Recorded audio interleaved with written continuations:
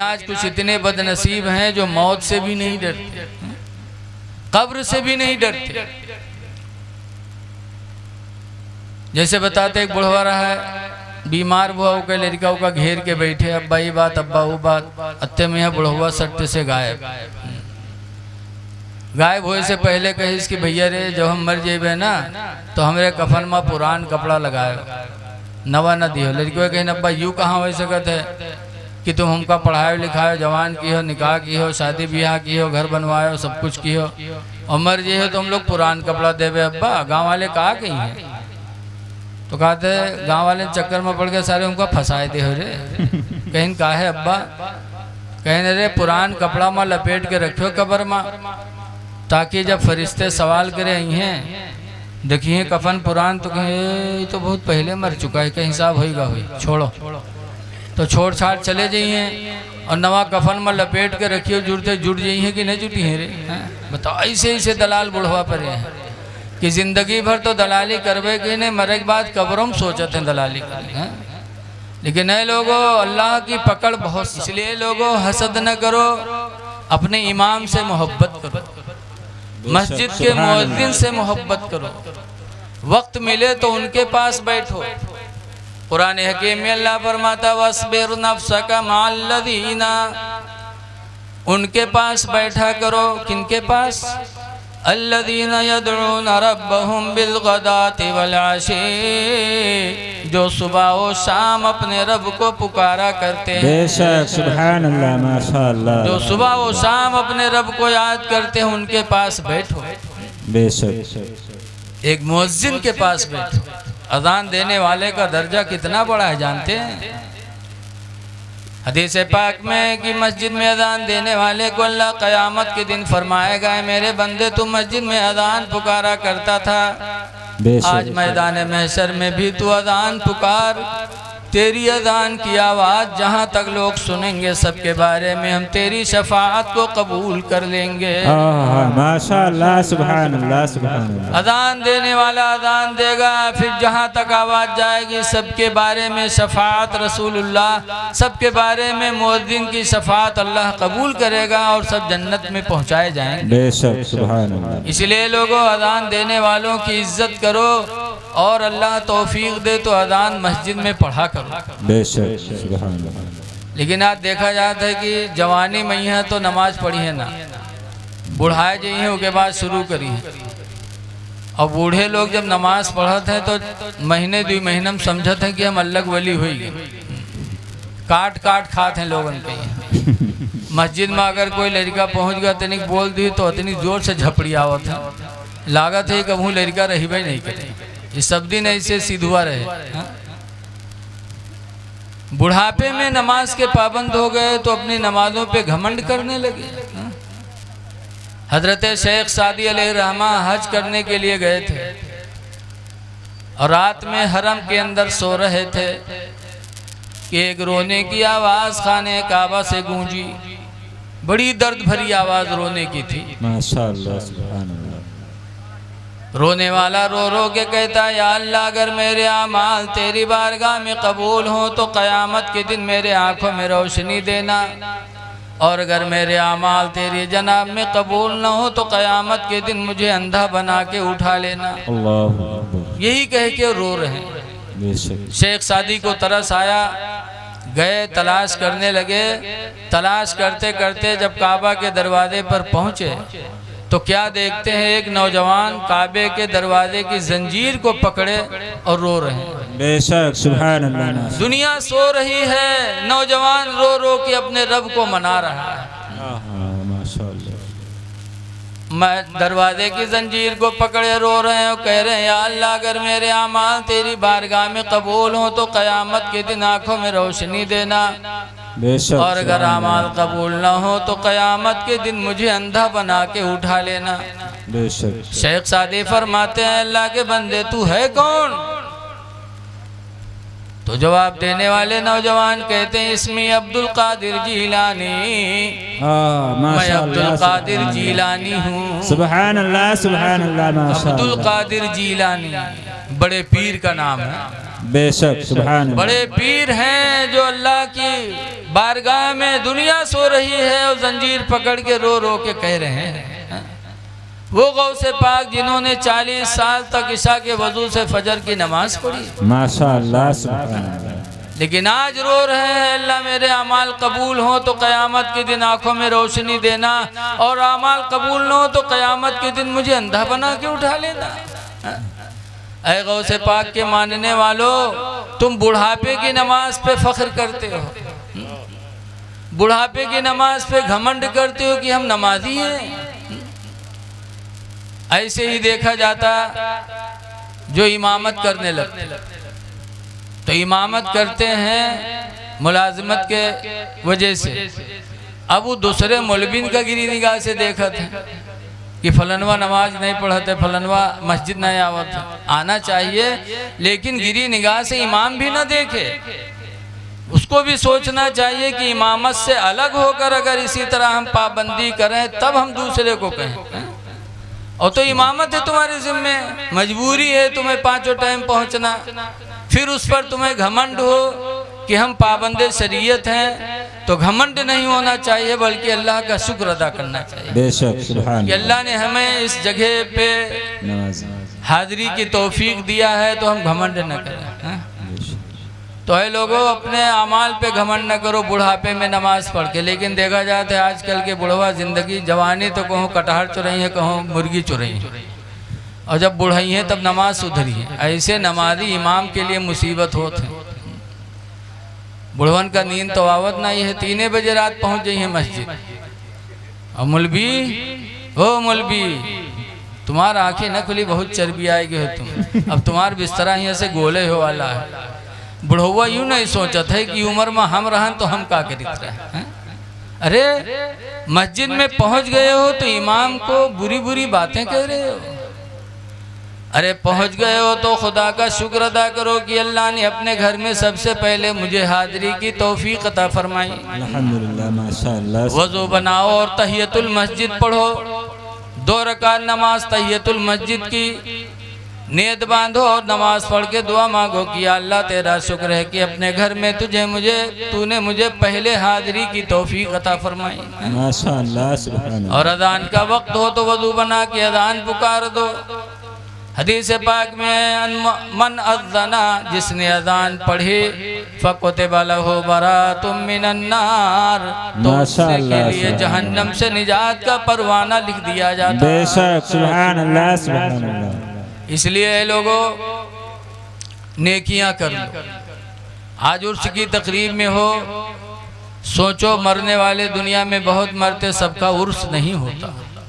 यादगार उसी की होती जो दुनिया में अपने आप को अल्लाह के लिए फना कर देता। बेशक। तो मौत से डरो, मौत तुम तक पहुंचने वाली है। लेकिन आज कुछ इतने बदनसीब हैं जो मौत से भी नहीं डरते, कब्र से भी नहीं डरते। जैसे बताते एक बुढ़वा रहा है, बीमार हुआ के लड़का का घेर के बैठे, अब्बा ये बात अब्बा वो बात, अत्ते में बुढ़वा सट्टे से गायब होए से पहले कहिस कि भैया रे जब हम मर जेबे ना तो हमरे कफन में पुरान कपड़ा लगाए, नवा न दियो। लड़कियों कहीं अब्बा यूँ कहाँ हो सकत है कि तुम हमका पढ़ाए लिखाए, जवान की हो, निकाह की हो, शादी ब्याह की हो, घर बनवाए, सब कुछ की हो, और मर जे हो तो हम लोग पुरान कपड़ा देवे। अब्बा गाँव वाले कहा कहीं है, तो कहते गांव वाले चक्कर में पड़ के सारे उनको फंसाए दे हो रे। कहीं कहा है अब्बा, कहीं रे पुरान कपड़ा में लपेट के रखो कब्र में, ताकि जब फरिश्ते सवाल करे आई हैं देखिए कफन पुरान, तो कहे तो बहुत पहले मर चुका है, कहीं हिसाब होगा हुई, छोड़ो। तो छोड़ छाड़ चले जाइए और नवा कफन में लपेट के रखियो, जुड़ते जुड़ जाइए कि नहीं जुटी है रे। बताओ ऐसे ऐसे दलाल बुढ़वा पर हैं कि जिंदगी भर तो दलाली करवे कि नहीं, मरे के बाद कब्रों में सोचते हैं दलाली करने। लेकिन नए लोगों, अल्लाह की पकड़ बहुत सख्त है, बहुत सख्त है अल्लाह की पकड़।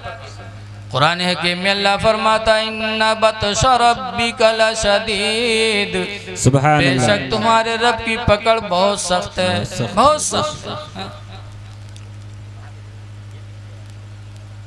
इसीलिए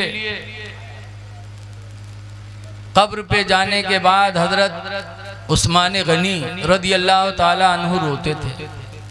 जब मदीने के कब्रस्तान पे जाते तो रोते, इतना रोते हदीस में तल्ला लिहयतुहु कि हजरत उस्मान गनी की दाढ़ी भीग जाती, इतने आंसू गिरते। और उस्मान गनी का दर्जा कितना बड़ा। पूछा गया कि तस्कुरुल जन्ना वाला तब की, ऐ उस्मान जन्नत का बयान करते हो रोते नहीं हो, व तस्कुरुन नारा वाला तब के, और जहन्नम का तस्करा करते हो रोते नहीं हो, और कब्र पे आते हो तो रोते हो। तो उस्मान गनी ने कहा था क्यों न रो, मेरे नबी ने फरमाया है अल कब्र अव्वल मंजिल मिन मनाजिलिल आखिरा, ये कब्र आखिरत की मंजिलों में सबसे पहली मंजिल है। अल्लाहु अकबर। बेशक आखिरत की मंजिलों में सबसे पहली मंजिल है। इस मंजिल में इंसान कामयाब हो गया तो आखिरत की हर मंजिलें उसके लिए कामयाब हो जाएंगी। बेशक। तो डरता हूँ खुदा जाने इस मंजिल से कामयाबी मिले कि न मिले। वो उस्मान गनी जिनके बारे में सरकार से उन्होंने कितनी मोहब्बत की। एक रवायत में है कि एक दफ़ा हजरत उस्मान गनी ने हुजूर की दावत ली और फिर बुलाने गए, तो जब हुजूर चले तो उस्मान गनी पीछे पीछे, अब गिनती गिनने लगे 1 2 3 4 5। हजरत उस्मान गनी जब गिनती गिनना शुरू किए तो सरकार ने मुड़ के पूछा उस्मान क्या कर रहे हैं? कहा हुजूर आपके कदमों की गिनती कर रहा हूँ। कहा क्यों? कहा मेरा इरादा है कि जितने कदम आप चलकर मेरे घर दावत खाने जाएंगे, हर कदम के बदले में एक गुलाम अल्लाह की राह में आज़ाद करूँगा। बेशक सुभान अल्लाह। गुलाम जानते हैं आप, अब तो नहीं है। उस दौर में इंसान गुलामी में रहते थे, जिंदगी भर रहते थे। जैसे आज जानवर बेचा जाता है, अपन घोड़ा बेचो तो दूसरा मालिक, वो बेची तो तीसरा मालिक, ऐसे ही बेचारे इंसान कुछ होते थे जो गुलामी में आ जाते गुर्बत की वजह से, तो इंसान जिंदगी भर उनसे खिदमत लेता। तो ऐसे को अगर कोई आज़ाद कर दे तो कितना सवाब मिलेगा बताओ। गुलाम आज़ाद करना बहुत सवाब है, इसीलिए कसम के कफ़ारे में भी गुलाम आज़ाद करना। रोज़ा टूट जाए तो उसके कफ़ारे में भी गुलाम को आज़ाद करना। गुलाम आज़ाद करना एक बहुत बड़ी नेकी थी अरब में। जितने कदम आप मेरे घर जाएंगे, हर कदम के बदले में हम गुलाम आज़ाद करेंगे। किया। उस दावत में हज़रत अली शेर खुदा भी थे। जब दावत खा के घर आए तो चेहरा गमगीन। हज़रत फ़ातिमा ज़हरा ने देखा तो तड़प गई। कहा अल्लाह के शेर, आज आपके चेहरे पे उदासी क्यों है? जो अच्छी बीवियां होती हैं वो अपने शौहर को गमगीन देखना गवारा नहीं करती। बोलो, जो बीवियां अच्छी होती हैं उन्हें अपने शौहर के चेहरे से लगाव होता है कि मेरे शौहर का चेहरा कहीं धूमल ना हो जाए, गमगीन ना हो जाए।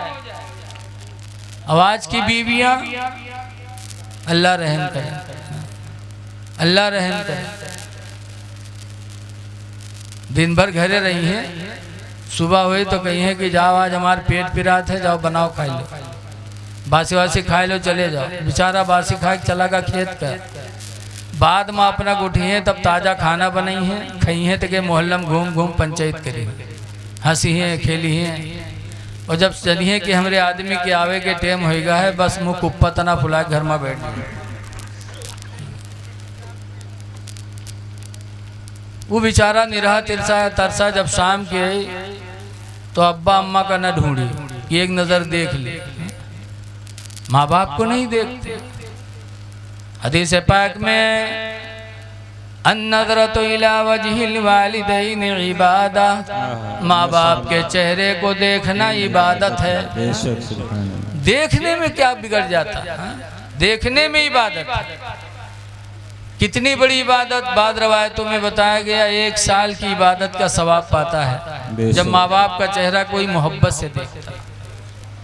और एक हदीस पाक में मन नज़रा वजहल वालिदैन नज़रत रहमा, जिसने माँ बाप का चेहरा रहमत की निगाहों से देखा, दिल में रहम करके माँ बाप का चेहरा देखा, फ़कतबल्लाहु लहू बिकुल्लि नज़रतिन हज्जतम मबरूरा, तो हर नज़र के बदले में अल्लाह ताला उसे हज मकबूल का सवाब लिखेगा।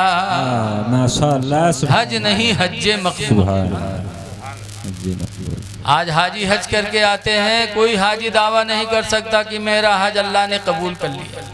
बोलो कोई दावा कैसे करता है? कोई दावा नहीं कर सकता। लेकिन आज के हाजी ढीठ होते हैं, वो कह दे कहा था। जैसे कि एक हाजी साहब हज कह के आए और उनके घर मेहमान आए, मेहमान भी नेक थे। जब घर में बैठे खाने का टाइम आया तो मेहरुआ से हाजी साहब क्या कहे, हज्जिन वो बक्सवा में हज वाला दस्तरखान होगा उठा लो। ए हज्जिन, बक्सवा वाले में बक्सा में हज वाला दस्तरखान उठा लो।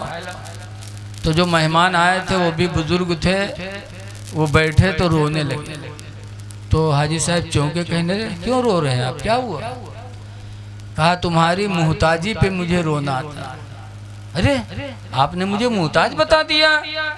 इतनी बड़ी बिल्डिंग मेरी है, 100 बीघा काश्तकारी मेरे घर में, आपने मुझे मुहताज कह दिया? तो बुजुर्ग कहते हैं तुम्हारी मुहताजी पे मुझे रोना आ गया। मुहताज वो नहीं है जिसके पास जमीन जायदाद न हो, बल्कि नबी ने फरमाया मुहताज वो है जिसके पास नेकियां न हो। जिसके पास नेकियां न हो मुहताज है। कहा मैं तो हाजी हूँ, नमाजी हूँ। कहा इसीलिए तो मुझे रोना आता है कि तुमने अपनी बीवी से कहा कि फला बक्से में हज वाला दस्तरखान उठा लाओ। इसका मतलब तुम मुझे बताना चाहते हो कि हज कर चुके हो। ऐसे भी तुम कह सकते थे कि बक्से में दस्तरखान है, ले आओ, बक्से में दस्तरखान है, उठा लाओ। हज वाला दस्तरखान कह करके तुम अपने हज का चैलेंज कर रहे हो। तुम्हारा हज चला गया, हज की नेकियां तुम्हारी बर्बाद हो गई। तुमने हज किया रज़ा इलाही के लिए नहीं, बल्कि दुनिया में ढिंढोरा पीटने के लिए।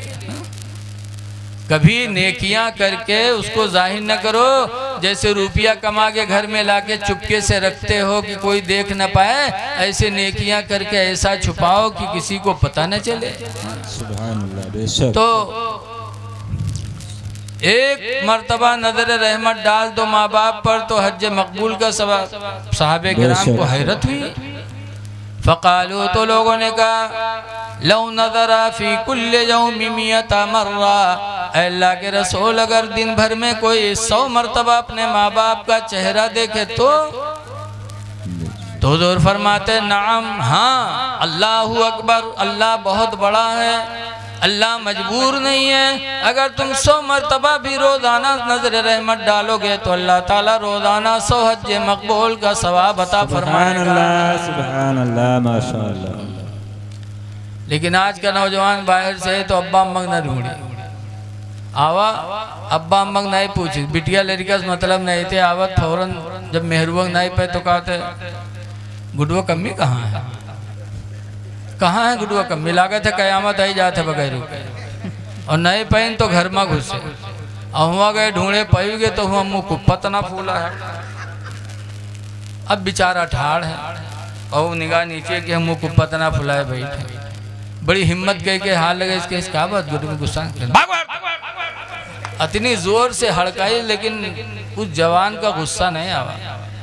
मुँह फैला कहते कहा बात गुरु कम्मी, कहा बात का है गुस्सा थे, कहा कहीं सुन, या तो अपने भाई वग ले करो या हमका ले करो। कहीं का है, कहीं तोर भाई आज हमका गाली दी से, या तो भाई वग ले करो या हमका ले करो। ला उठा लाठी, कहाँ है ला। अब चुड़ैलिन ने लाठी पकड़ा दिया। अब बीवी के चक्कर में आज का नौजवान अपने भाई पे लाठी चलाता है। ए भाइयों पे लाठी चलाने वालों, जरा भाई के बारे में सोचो कि भाई से तुमको कितनी इज्जत मिलती है। हजरत मूसा अलैहिस्सलाम फिरौन के ज़माने में पैदा हुए और फिरौन ने खुदाई का दावा कर दिया, बादशाह था। तो हजरत मूसा अलैहिस्सलाम थोड़ा डरते थे कि कैसे ले जाए इसके पास खुदा का पैगाम।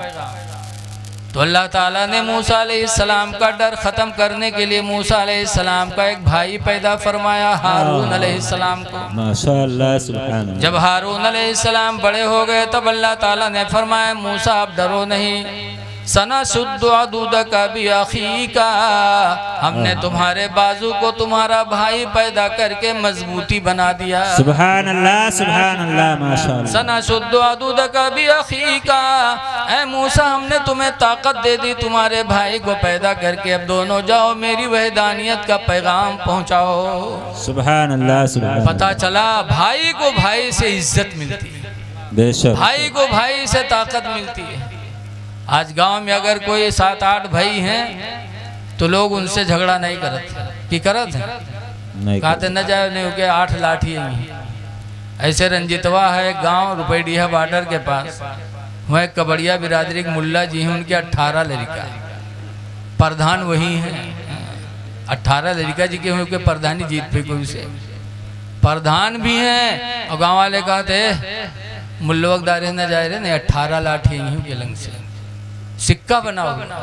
तो जिस भाई की वजह से तुम्हें अल्लाह ने इज्जत दी है, ताकत दी है, उस भाई पर बीवी की वजह से लाठी चलाते हो, उस बीवी की वजह से भाई का हक मारते हो।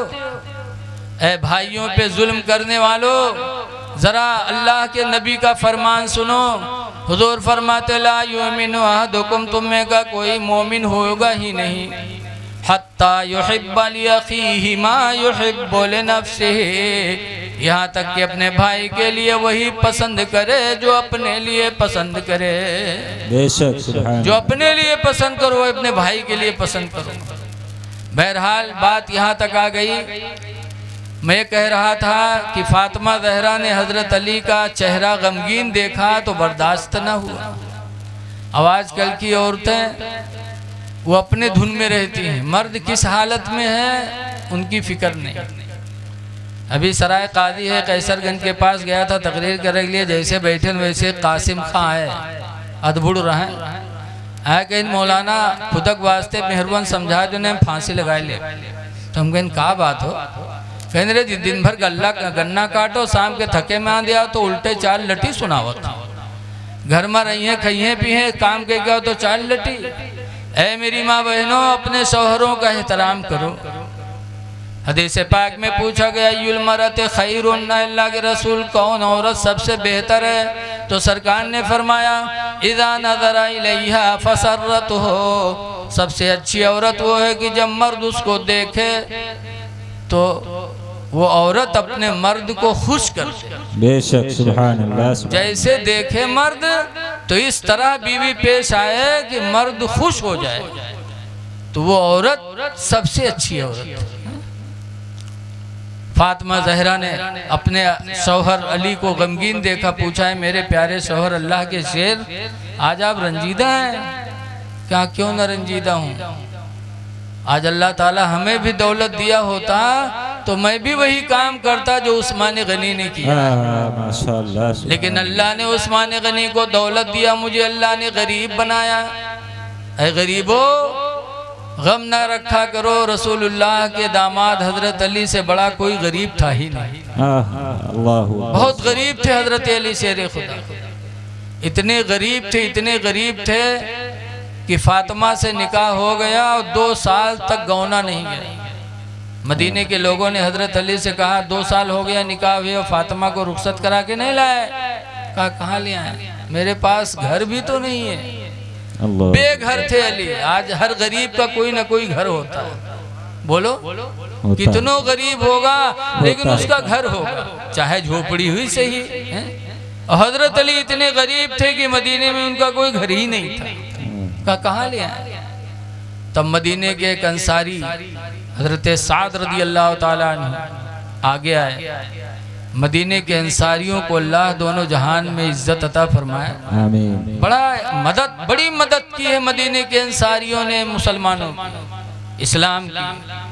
वो सहाबी आगे आए, कहा अली मेरे 2 मकान बने हैं, दोनों मकान को चलो देख लो। ये नहीं कहा कि 2 मकान है होगा तुम ले लो खरब का, नहीं कहा मेरे 2 मकान है मदीने मुनव्वरा में, चलो देख लो, दोनों में से जो तुम पसंद कर लो वो मैं तुम्हें नजराना देता हूँ। बेशक सुभान अल्लाह। हजरत अली को उस अंसारी ने अपना मकान नजर पेश कर दिया।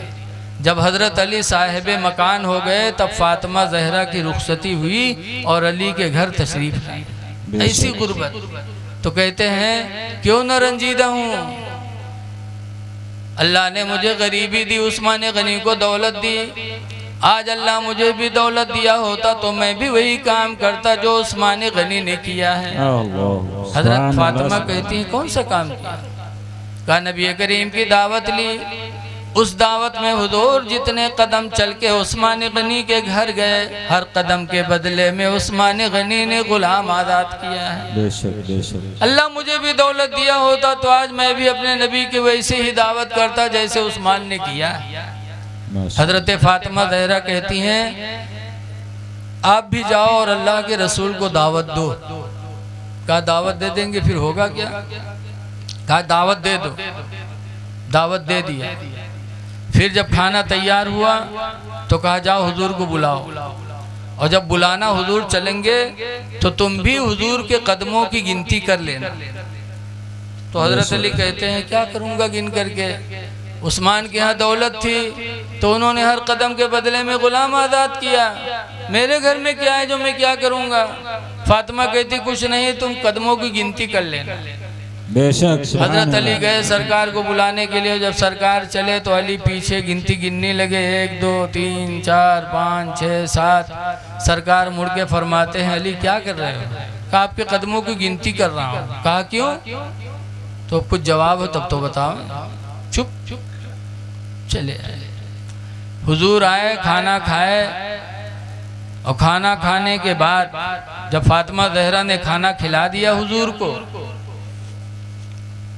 तो फातिमा ज़हरा ने वज़ू बनाया, और वज़ू बना के 2 रकात नमाज पढ़ी, और नमाज पढ़ के सजदे में सर रखा और रो कर कहते हैं परवरदिगार तूने उस्मान को दावत दी थी तो उन्होंने तेरे नबी के हर कदम के बदले में गुलाम आज़ाद किए। ऐ अल्लाह तूने मुझे दौलत नहीं दी है तो तेरी बारगाह में इल्तिजा है कि जितने कदम मेरे अब्बा मेरे घर चल के आए हैं हर कदम के बदले में उम्मते मोहम्मदिया की बख्शिश फरमा दे। अल्लाह अकबर। सुभान अल्लाह सुभान अल्लाह। मेरे अब्बा की तकबीर, नारे रिसालत, मसलक आला हजरत अल्लामा मुफ्ती रफीक आलम साहब क़िबला, नारे तकबीर, नारे रिसालत। इसलिए लोगों अहले बैत का हम एहसान कभी चुका नहीं सकते। बेशक। अहले बैत का बड़ा एहसान है हम पर। इसलिए मुहर्रम शरीफ का महीना आ रहा है, अहले बैत से मोहब्बत करो और उनकी नज़रो न्याज कायम करो और अहले बैत के रास्ते पे चलने की कोशिश करो। माशाअल्लाह। आज जिस बुजुर्ग के मदार के उर्स के सिलसिले में आप हाजिर हैं, ये सोचो कि अल्लाह ने उनको दर्जात क्यों बुलंद किया। तो गुजारिश है कि नमाज़ों की पाबंदी करिए। सरकार ने फरमाया था नमाज का ख्याल रखना, मातहतों का ख्याल रखना। इसलिए आप हजरात से गुजारिश है कि अहले बैत के रास्ते को अपनाने की कोशिश करो। एक आखिरी बात कह के मैं अपनी तकरीर ख़त्म कर रहा हूँ, चूँकि टाइम ज़्यादा हो गया। दरूद शरीफ पढ़िए। अल्लाहुम्मा सल्ली अला सय्यिदना शफीअना हबीबना कुलूबना मौलाना मुहम्मद व अला आलि मुहम्मद व बारिक व सल्लिम। एक बात, सिर्फ एक बात बयान करूँगा, वो भी 5 मिनट। देखो मुहर्रम की 10 तारीख को करबला में जब इमाम हुसैन रदी अल्लाह ताला अन्हु शहीद हो गए तो उनकी लाश पे घोड़े दौड़ाए गए थे। शहादत पर भी इक्तिफा नहीं किया जालिमों ने, लाश पे घोड़ा दौड़ाया, हड्डियां तोड़ी, जिस्म की बेहुरमती की। और घोड़ा दौड़ाने वाला कौन था? बस भागो नहीं मेरे भाई, वह 5 मिनट सलाम पढ़ लो, दुआ मांग लो, तब जाओ। 5 मिनट आपके बनने की बात मैं बता रहा हूँ। बेशक। सुभान अल्लाह। घोड़े दौड़ाए, कौन दौड़ाया था? मालिक बिन सिनान। बड़ा बदनसीब था इंसान। मालिक बिन सिनान ने घोड़ा दौड़ाया और इमाम हुसैन के लड़के, नौजवान लड़के, इमाम ज़ैनुल आबिदीन जो बीमार थे वो खीमे में बैठे देख रहे हैं कि मेरे बाप को शहीद कर डाला और फिर मेरे बाप के लाश पे घोड़ा भी दौड़ाया, लेकिन क्या कर सकते थे, क्या दिल पे गुजरी होगी इमाम ज़ैनुल आबिदीन के। लेकिन अहले बैत का दिल अल्लाह ने कितना सब्र वाला बनाया था। जब मदीने पाक वापस आए करबला से और मक्का गए, खाने काबा का तवाफ़ कर रहे थे इमाम ज़ैनुल आबिदीन, तो उन्हीं तवाफ़ करने वालों में वो भी मिल गया, कौन, जिसने घोड़ा दौड़ाया था लाश पे, मालिक बिन सिनान मिला इमाम ज़ैनुल आबिदीन को। चाहती तो लोगों से पिटवाई दी थी, लेकिन ना, खामोश निगाहों से देख ली। मालिक बिन सिनान आया, ज़ैनुल आबिदीन से सलाम किया, उन्होंने जवाब दिया। फिर कहता है कि ज़ैनुल आबिदीन मुझे भूख लगी है, क्या खाना खिला सकते हो? कहाँ? लेके गए इमाम ज़ैनुल आबिदीन अपने खीमे में और मालिक बिन सिनान को खाना खिलाया। फिर उसने कहा मैं आराम करना चाहता हूँ, बिस्तर दे दिया, आराम किया। शाम हुई, फिर खाना दिया, फिर रात में रुका। इसी तरीके से 3 दिन तक वो मालिक बिन सिनान ज़ैनुल आबिदीन की खीमे में टिका रहा, बराबर वो खिदमत करते रहे। 3 दिन के बाद वो कहता है ज़ैनुल आबिदीन अब मैं घर जाना चाहता हूँ। तो जब घर जाने लगा तो इमाम ज़ैनुल आबिदीन पूछते हैं कोई सवारी है कि पैदल जाओगे? कहा नहीं, सवारी नहीं है, पैदल जाऊँगा। तो इमाम ज़ैनुल आबिदीन का दिल देखो, कहते हैं सुनो तुम मेरे मेहमान हो और मेरे नाना रसूलुल्लाह मेहमानों की बड़ी इज्जत करते थे। तुम मेहमान हो, पैदल न जाओ, मैं अपना घोड़ा तुमको नजराना देता हूँ। सुभान अल्लाह। इमाम ज़ैनुल आबिदीन ने अपना घोड़ा खोल के दे दिया, कहा इस पे बैठ के जाओ, मेहमान हो, पैदल न जाओ। सुभान। और जब जाने लगा तो इमाम ज़ैनुल आबिदीन ने फिर रोका, कहा थोड़ा रुका। ज़ैनुल आबिदीन खीमे में गए और एक थैला दिरहम और दीनार से भर के लाए। सोना चांदी का रुपया उस थैले में था, ला करके दिया। कहा लो, मेरे नाना रसूलुल्लाह सल्लल्लाहु अलैहि वसल्लम जब मेहमानों को रुखसत करते थे तो तोहफा भी देते थे। बेशक ये मेरे नाना जान की सुन्नत है तोहफा देना, ये तोहफा भी ले लो। तब उसके दिल पर असर पड़ा। तब वो कहता है कि ज़ैनुल आबिदीन तुम मुझे पहचान नहीं पाए। हाँ, तुम्हें नहीं पहचान पाए, तुम्हें भूल जाऊंगा? खुदा की कसम तुम्हें तो जिंदगी भर नहीं भूलूंगा। तुमको कैसे भूल सकता हूँ? तुम वही मालिक बिन सिनान तो हो कि मेरे बाप को शहीद भी किया करबला में, भूखा प्यासा रख करके, और शहादत के बाद मेरे बाप के लाश पे घोड़े दौड़ाए, मेरी निगाहों के सामने मेरे बाप की लाश की बेहुरमती की, और मैं तुम्हें भूल जाऊंगा? खुदा की कसम तुम्हें कभी भी नहीं भूल सकता। तब वो कहता ताज्जुब है, सब कुछ याद है तुम्हें, फिर भी 3 दिन से खाना खिला रहे हो, जा रहा हूँ तो सवारी का घोड़ा भी दे रहे हो, जिंदगी गुजारने के लिए मालो दौलत भी दे रहे हो, ताज्जुब है, तुम्हें तो बदला लेना चाहिए। इमाम ज़ैनुल आबिदीन कहते हैं कैसा बदला? कोई बदला नहीं। जो तुम्हारे घर वालों ने तुमको तालीम दिया था वो तुमने करबला में मेरे साथ किया, और जो मेरे घर वालों ने मुझे सिखाया है मैं तुम्हारे साथ कर रहा हूँ। बेशक सुभान अल्लाह। लोगों, अहले बैत ने हमें सबक दिया है कि अपने दुश्मन के साथ भी अच्छा बर्तावा करो। दुश्मनों के साथ दुश्मनों को ऊंचा बैठका दो, तभी तो सब्र का सवाब तुम्हें मिलेगा। अल्लाह ताला हमें अहले बैत रिसालत के नक्शे कदम को अपनाने की तौफीक अता फरमाए, और इस जलसे को अल्लाह ताला हमारे तुम्हारे गुनाहों का कफ़ारा बना दे। खड़े हो जाइए, सलातो सलाम।